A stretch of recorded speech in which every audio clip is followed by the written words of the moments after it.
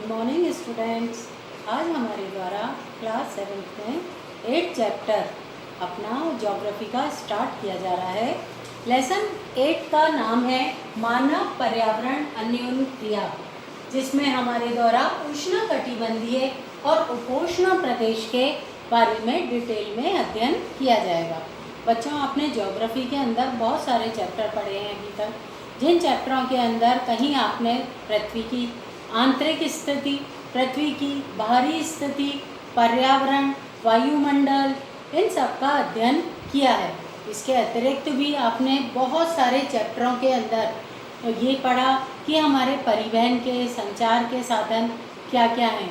बहुत सारी जानकारियों के बाद अब हम फिर से हमारी पृथ्वी के अलग अलग इलाकों में रहने वाले लोगों का वनस्पति कैसी है, उनकी दैनिक जीवन प्रक्रिया कैसी है, और वहाँ इन सब चीज़ों का अध्ययन करेंगे।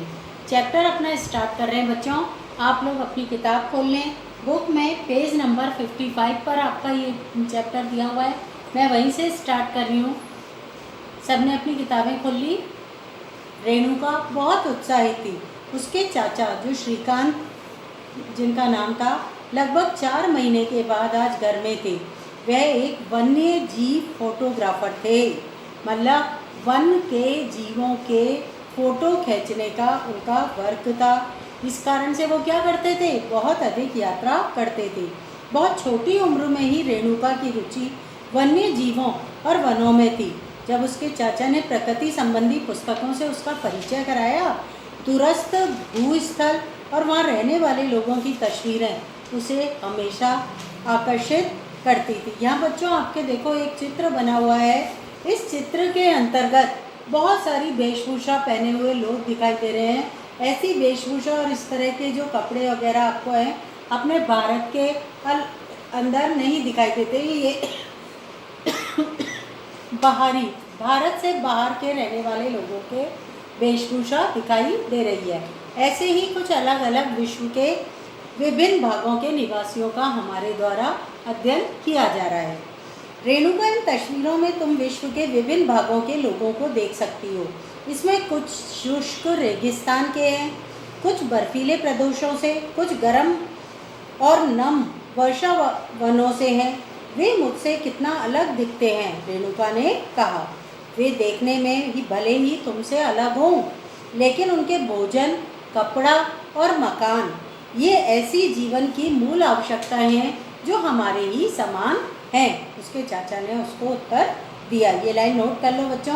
भोजन, कपड़ा और मकान ऐसी जीवन की मूलभूत आवश्यकताएं जो हर व्यक्ति के लिए, चाहे वो पृथ्वी के किसी भी भाग में रहे, सबके लिए अनिवार्य होती हैं। आगे बढ़ते हैं।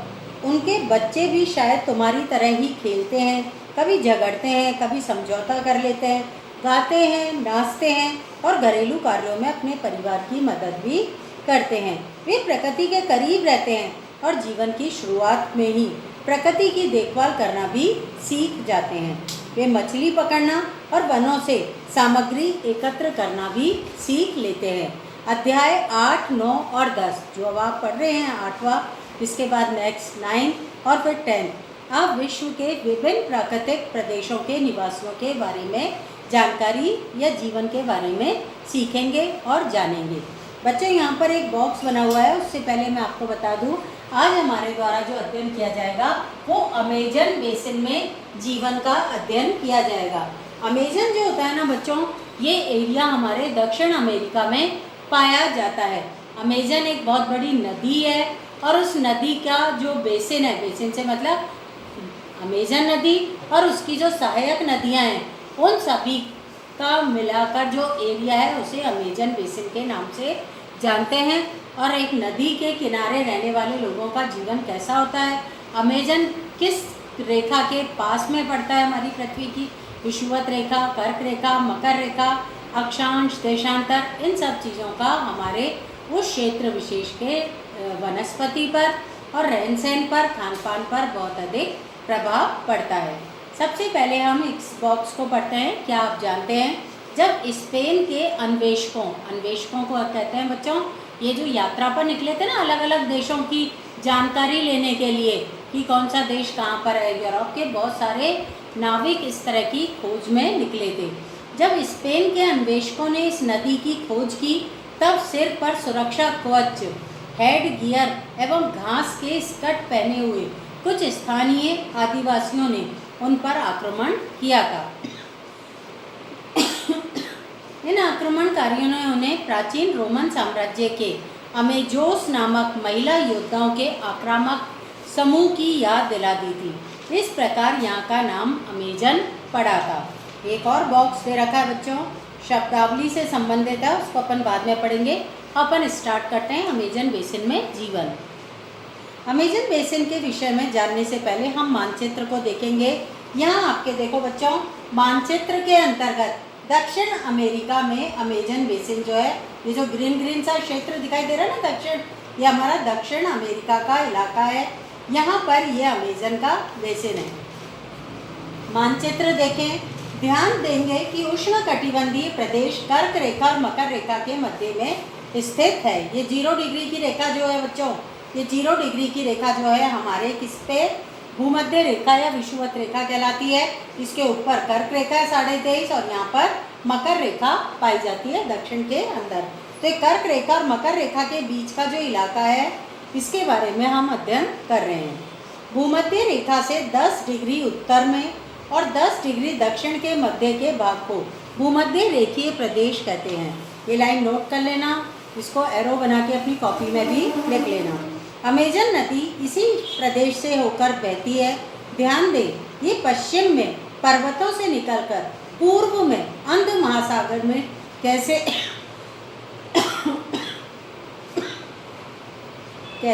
पहुंचती है।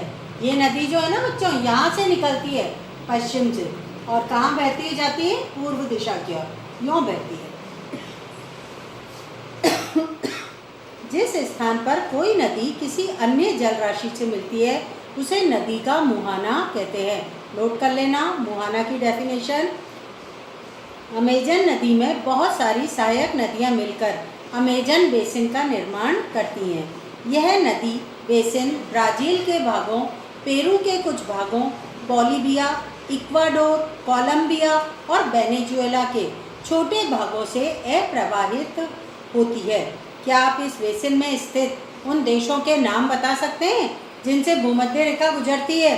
बच्चों, आप अपने पॉलिटिकल साइंस का मैप निकालोगे तो पॉलिटिकल साइंस का जो एटलस है उसमें दक्षिण भारत के अंतर्गत ये एरिया देखोगे तो इसमें आपको देशों की बारे में पता लग जाएगा कि यहाँ पर इन इलाकों में कौन कौन से देश पाए जाते हैं दक्षिण अफ्रीका में।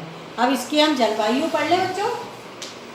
जलवायु का अध्ययन कर रहे हैं। सबसे पहले यहाँ की जो जलवायु है, जैसा कि अब तक आप जानते हैं अमेजन बेसिन भूमध्य रेखा के आसपास के क्षेत्र में फैला हुआ है और पूरे वर्ष यहाँ गर्म और नम जलवायु रहती है। यहाँ का मौसम दिन और रात दोनों ही समय लगभग समान रूप से गर्म और आर्द्र रहता है। आर्द्र मतलब जहाँ जिसमें जल की मात्रा बहुत अधिक होती है। शरीर में चिपचिपाहट महसूस होती है। इस प्रदेश में लगभग प्रतिदिन वर्षा होती है और यह भी बिना किसी पूर्व चेतावनी के।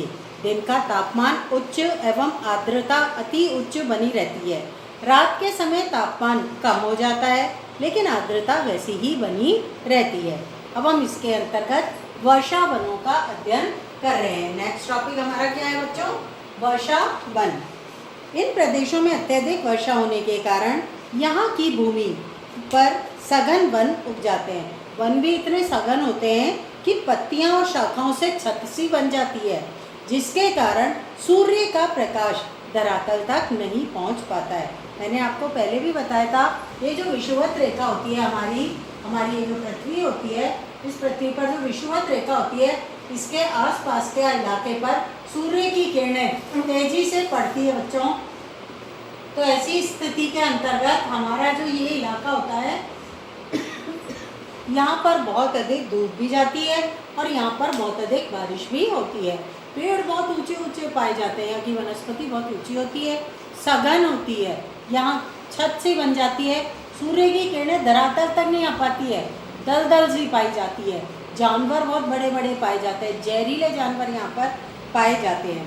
शरीर में पत्तियां तथा शाखाओं से छत सी बन जाती है, जिसके कारण सूर्य का प्रकाश धरातल तक नहीं पहुंच पाता है। यहाँ की भूमि प्रकाश रहित और नम बनी रहती है। यहाँ केवल वनस्पति पनप सकती है, इसमें छाया में बढ़ने की क्षमता हो। परजीवी पौधों के रूप में यहाँ आर्किड और ब्रोमीलाइड पैदा होते हैं। ये दोनों पौधों के नाम नोट कर लेना, एरो बना के लिख लेना कि अमेजन के बेसिन में कौन कौन सी वनस्पतियाँ पाई जाती हैं। ये परजीवी पौधे होते हैं, मतलब दूसरों पर निर्भर रहने वाले पौधे। बेल देखिए आपने, बड़े पेड़ पर चढ़ जाती है, ये परजीवी है। परजीवी मतलब दूसरे का सहारा लेकर पनपने वाले पौधे। वर्षा वन में प्राणी जात की प्रचुरता होती है।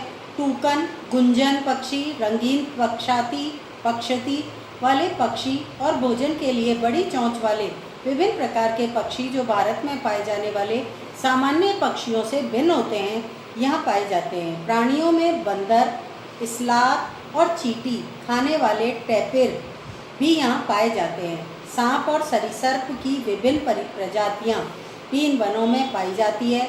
मगर, सांप, अजगर, एनाकोंडा और बोआ कुछ ऐसी प्रजातियाँ हैं। इनके अतिरिक्त हजारों कीड़े मकोड़े भी इस बेसिन में पाए जाते हैं। मांस खाने वाले पिरान्या, मत्स्य समेत मछलियों की विभिन्न प्रजातियां भी अमेजन नदी में पाई जाती हैं। इस प्रकार जीवों की विविधता की दृष्टि से यह बेसिन असाधारण रूप से समृद्ध है। बच्चों साइड में दो बॉक्स बने हुए हैं, पहले इनको पढ़ लेते हैं, फिर आगे का देखेंगे। ब्रोमीलाइड एक विशेष प्रकार का पौधा है जो अपनी पत्तियों से जल को सिंचित रखता है। मेंढक जैसे प्राणी इन जल को पॉकेट का उपयोग अंडा देने के लिए करते हैं। अब हम वर्षा वन के निवासी जो है इसको हम कल पढ़ेंगे बच्चों। आज के लिए ये हम छोड़ते हैं, ठीक है। थैंक यू बच्चों।